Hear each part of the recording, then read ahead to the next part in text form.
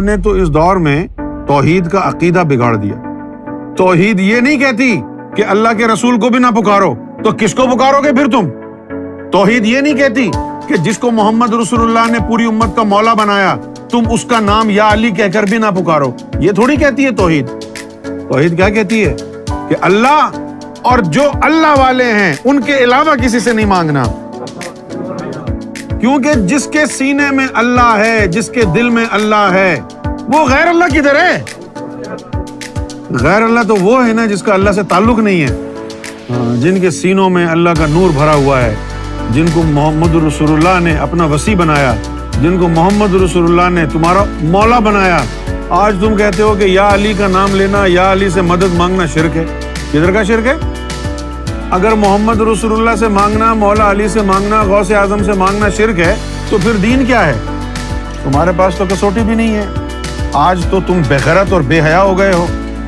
تمہارے مسلمانوں میں ایسے ایسے دشمنان جو ہے لیڈر بن کے اٹھتے ہیں جن کا نام ذاکر نائک ہے، اور جو کہتا ہے کہ ہمارے لیے تو محمد رسول اللہ سے مانگنا بھی شرک ہے، پھر بھی وہ پھر رہے ہیں اور تم ان کی عزت کرتے ہو، ایسے کنجروں کی عزت کرتے ہو، گستاخان رسول کی عزت کرتے ہو۔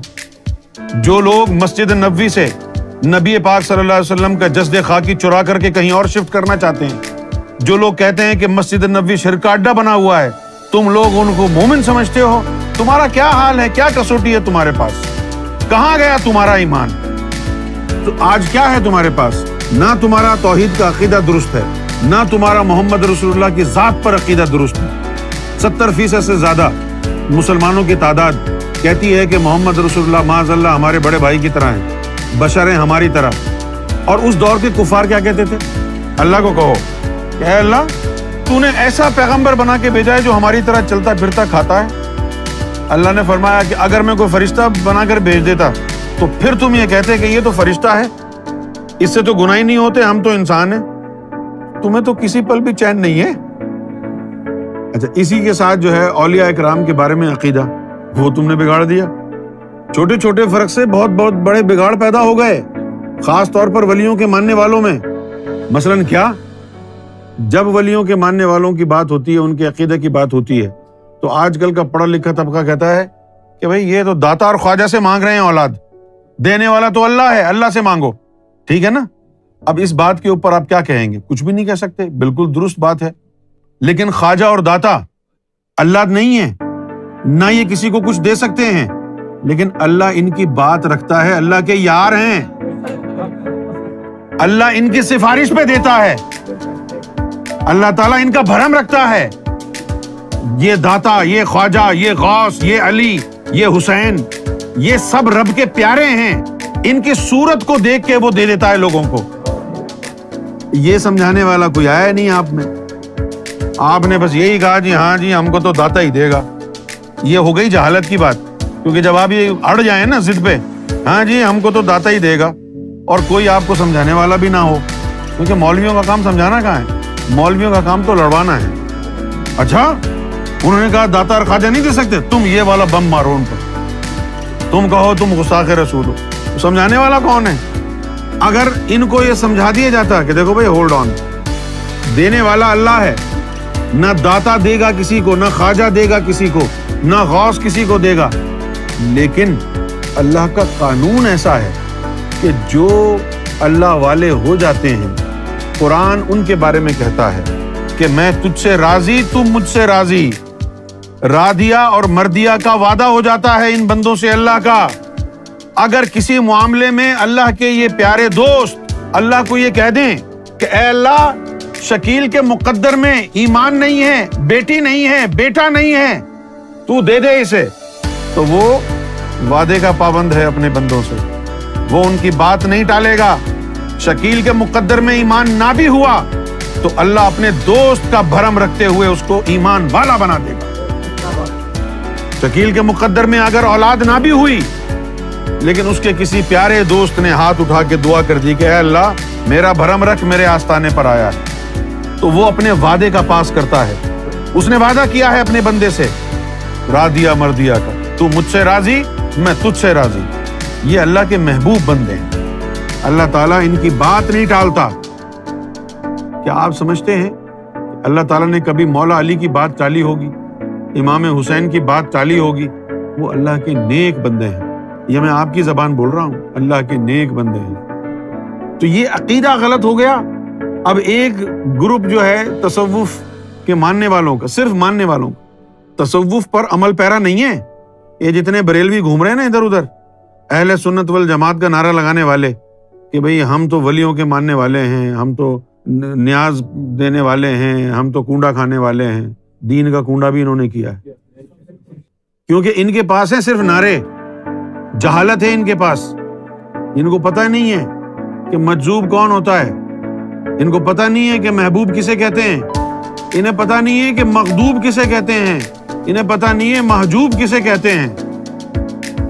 محجوب وہ ہے جس کے سینے پر غلاف پڑا ہوا ہے، 1,80,000 جالے پڑے ہوئے ہیں۔ ابتدا میں ہر بندہ محجوب ہوتا ہے، جب وہ نفس پاک کرنے کی کوشش میں لگتا ہے مرشد کامل کی نظر سے اور اس کا نفس لوامہ بن جاتا ہے تو پھر وہ محجوب سے معتوب ہو جاتا ہے۔ معتوب کا کیا مطلب ہے؟ توبہ کرنے والا۔ توبہ کرنے والے کا کیا مطلب ہے؟ توب کا مطلب کیا ہے؟ رب کی طرف لوٹنے والا۔ پھر وہ معتوب ہو گیا، پھر وہ معتوب ہی رہتا ہے حتیٰ کہ اس پر اللہ کی تجلی پڑ جائے۔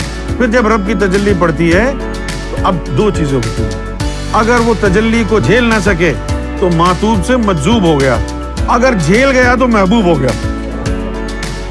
تجلی کو اگر جھیل نہ سکے، عقل کا پردہ پھٹ جائے، اس کو پھاڑنا نہیں ہوتا ہے، اس کو نور سے جلانا ہوتا ہے۔ جو پردے ہوتے ہیں نا حجاب، ہمارا تو عقیدہ ہی صحیح نہیں ہے امت کا۔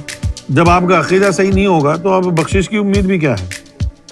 آپ کو یقین کریں، میں نے بڑی تحقیق کی، آج سے 10-15 سال پہلے تک کی تحقیق جو تھی میری، اس میں مجھے یہ لگتا تھا کہ اہل سنت والجماعت جو اب بریلوی کہلاتے ہیں، پہلے اہل سنت والجماعت کہلاتے ہیں، یہ اور اہل تشیع حضرات، مجھے لگتا تھا 15 سال پہلے تک کہ ان دو کا عقیدہ صحیح ہے، کیونکہ جو شیعہ ہیں ان کا جو عقیدہ ہے وہ حضور کے بارے میں بھی بہت اچھا ہے، حضور کو بھی نور مانتے ہیں، حضور کو بھی پکارتے ہیں مدد کے لیے، مولا علی سے بھی محبت کی بات کرتے ہیں، اہل بیت کو بھی مانتے ہیں، صحیح عقیدہ ان کا۔ صرف ایک ان کے اندر جو ہے مجھے کمی نظر آتی تھی، وہ کمی یہ تھی کہ وہ اس بات کے قائل نہیں تھے، نہ اب ہیں، کہ ولایت جو ہے وہ اہل بیت سے باہر بھی کسی کو مل سکتی ہے، وہ یہ نہیں مانتے تھے۔ یہاں پر گڑبڑ تھی۔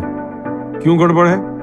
گڑبڑ اس لیے ہے کہ بھئی اللہ تعالیٰ ہر شے پر قادر ہے اور اللہ تعالیٰ منصف ہے، اللہ تعالیٰ کسی پر ظلم نہیں کرتا، اللہ تعالیٰ انصاف کرتا ہے۔ یہ بے انصافی ہمیں توقع ہی نہیں ہے کہ اللہ کی طرف سے ہو سکتی ہے کہ اہل بیت کو تو بلند اور بالا مراتب اور ولایت عطا فرما دے، اور جو اہل بیت سے نہیں ہیں، امتی ہیں، ان سب کو جو ہے سیکنڈ کلاس سٹیزن کی طرح ٹریٹ کرے اللہ۔ یہ تو نہیں ہم سمجھتے۔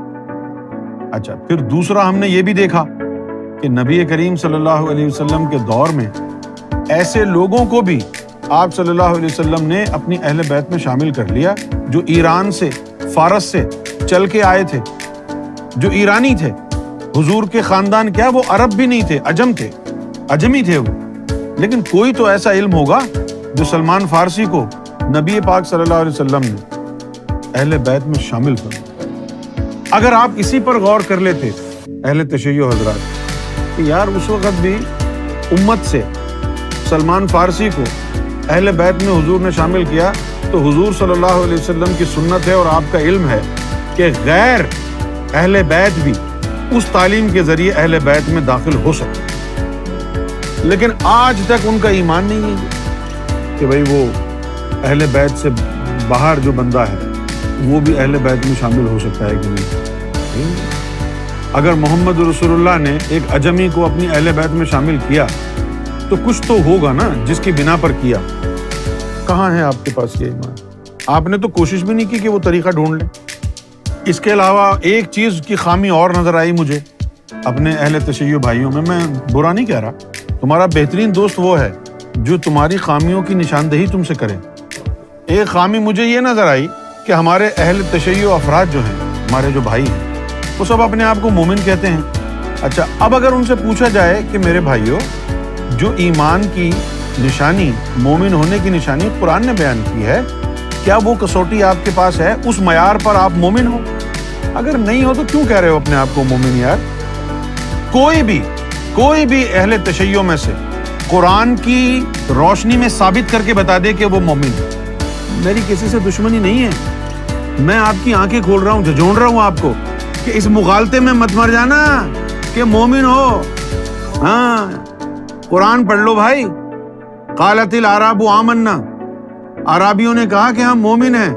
قل لم تؤمنوا، یا رسول اللہ صلی اللہ علیہ وسلم کہہ دو تم مومن نہیں ہو، ولکن قولوا اسلمنا، بلکہ یہ کہا کرو کہ ہم مسلمان ہیں۔ ولما يدخل الايمان في قلوبكم، ابھی تمہارے قلب میں ایمان داخل کہاں؟